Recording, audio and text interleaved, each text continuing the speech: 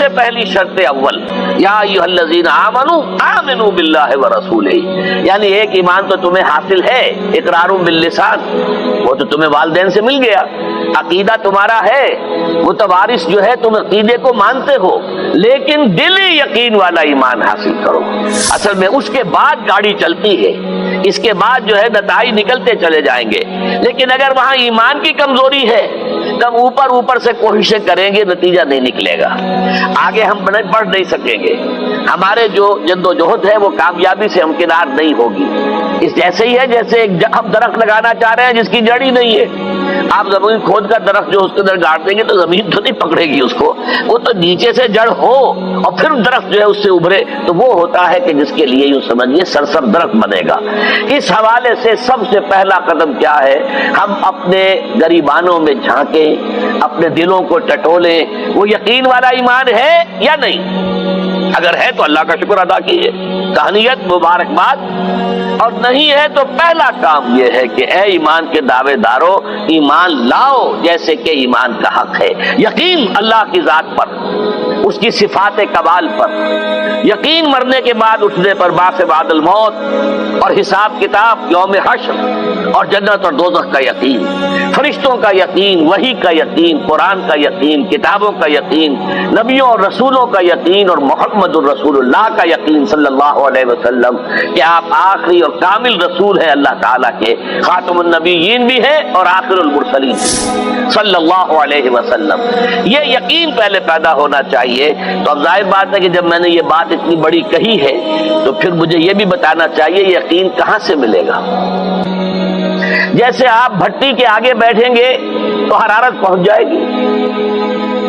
آپ برف کی سل کے قریب بیٹھے ہوں گے ٹھنڈک پہنچ جائے گی۔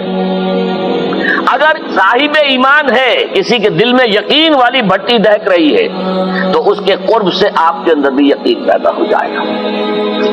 دوسرا طریقہ یہ ہے کہ شریعت کے احکام پر عمل کیے جاؤ، کیے جاؤ، کیے جاؤ، کیے جاؤ، اس عمل سے بھی یقین پیدا ہوتا ہے۔ یہ دو طرفہ معاملہ ہے، یقین سے عمل پیدا ہوتا ہے اور عمل سے یقین پیدا ہوتا ہے۔ جیسے آپ کہتے ہیں وشیس سرکل، وہ بری شے ہوتی ہے کہ ایک چیز ہے بڑھ گئی تو پھر اس کے اور خرابی بڑھ گئی، اس سے پھر وہ پہلی خرابی اور بڑھ گئی، پھر وہ اس سے اور خرابی بڑھتی چلی گئی۔ جیسے پیچ آپ دیکھتے ہیں ہر چکر کے ساتھ وہ پیچ آگے بڑھتا جاتا ہے، اسی طریقے سے بھلائی کا بھی ایک سرکل ہے۔ ایک نیکی آپ کریں گے آپ میں ایمان پیدا ہوگا، اب آپ زیادہ نیکی کریں گے تو اب اور زیادہ ایمان پیدا ہوگا، تو یہ دو طرفہ سرکل ہے۔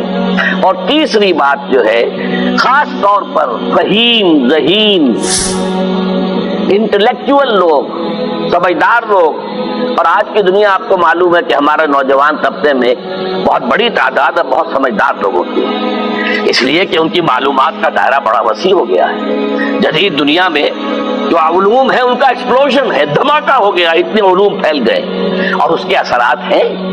اخبار بین لوگ بھی جو ہیں وہ بھی ایک طرح سے ہر ایک ان میں سے فلسفی ہوتا ہے، آپ اس سے ذرا بات کر کے دیکھیے، وہ اپنے فلسفے بگاڑے گا، اپنی رائے دے گا، معلوم ہوتا ہے کہ شاید سب سے بڑا سیاسی تجزیہ نگار یہی ہے۔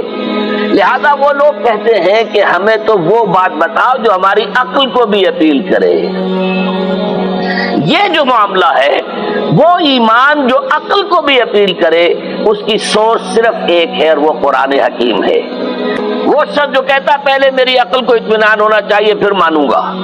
اس کے لیے جو سورس ہے، منبع ہے، سرچشمہ ہے ایمان کا، وہ صرف اور صرف قرآن ہے۔ اس میں غور و فکر کرے، انسان اس طرح قرآن کو پڑھے کہ وہ براہ راست اس کا مفہوم اس کے دل کے اوپر اترتا چلا جائے۔ جیسے علامہ اقبال نے کہا ہے کہ تیرے ضمیر پہ جب تک نہ ہو نزول کتاب، گرہ کشا ہے نہ راضی نہ صاحب کشاف۔ قرآن تو تمہارے اپنے قلب پر نازل ہونا چاہیے، اور یہ اصل میں ان کے والد نے کہا تھا ان سے، بالکل بچپن میں۔ علامہ اقبال چھوٹے سے بچے تھے، ان کے والد تھے ذرا صوفی منش آدمی تھے، وہ شیخ نور محمد۔ وہ آئے فجر کی نماز مسجد سے پڑھ کر آئے تو دیکھا کہ اقبال جو ہے بچہ وہ قرآن پڑھ رہا بیٹھا ہوا۔ اس نے کہا والد نے کہ بیٹے تم یہ قرآن کیسے پڑھتے ہو؟ اب وہ حیران ہوا بچہ، یا بچان بس میں پڑھتا ہوں قرآن جیسے پڑھتے ہیں، آپ کا مطلب کیا ہے؟ کہا بیٹے قرآن ایسے پڑھا کرو کہ جیسے یہ تم پر نازل ہو رہا ہے، یوں سمجھو کہ تم پر نازل ہو رہا ہے، تم مخاطب ہو۔ اب اس چیز کو انہوں نے اپنے اس شعر میں ادا کیا، تیرے ضمیر پہ جب تک نہ ہو نزول کتاب، گرا کچا ہے نہ راسی نہ صاحب کشاف۔ جیسے یہ قرآن قلب محمد پر نازل ہوا تھا، فَإِنَّهُ نَزَّلَهُ عَلَىٰ قَلْبِكَ، جبرائیل نے یہ اے نبی اے محمد آپ کے دل پر اتارا ہے۔ تو جب تک ہمارے بھی دل پر نہیں اترے گا تو قرآن مجید جو ہے وہ ہمیں انسپائر نہیں کر سکے گا۔ ترجمہ آپ پڑھیں گے، کچھ آپ کو معلوم ہو گیا اس کا مطلب یہ ہے، تفسیر پڑھا، اچھا جی ٹھیک ہے فلاں مفسر نے یہ لکھا ہے، فلاں نے یہ لکھا ہے، یہ معلومات تو مل جائیں گی، لیکن وہ اندر سے جو موٹیویشن ہوتی ہے، اندر سے جو جذبہ ابھرتا ہے،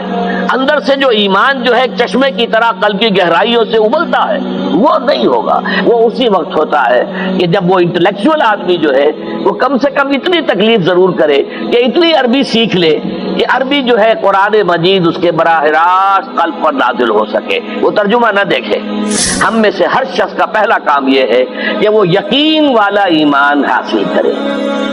عام آدمی کے لیے صاحب یقین کی صحبت بھی مفید، عام آدمی کے لیے عمل سے بھی یقین پیدا ہوتا ہے، لیکن انٹلیکچوئل کے لیے، ذہین کے لیے، فہیم انسان کے لیے، انٹیلیجنسیا جسے آپ کہتے ہیں، اس کے لیے لازم ہے کہ وہ قرآن مجید کی گہرائیوں میں غوطہ زنی کرے اور قرآن اس کے اپنے قلب کے اوپر نازل ہو تو کہیں جا کر وہ قرآن کو سمجھے گا۔ تو ایک تو طلب ہدایت ہو انسان کے اندر، اور دوسرے یہ کہ قرآن مجید کو براہ راست نازل ہونے کا موقع ملے قلب کے اوپر، تو ایمان یقین والا حاصل ہوگا۔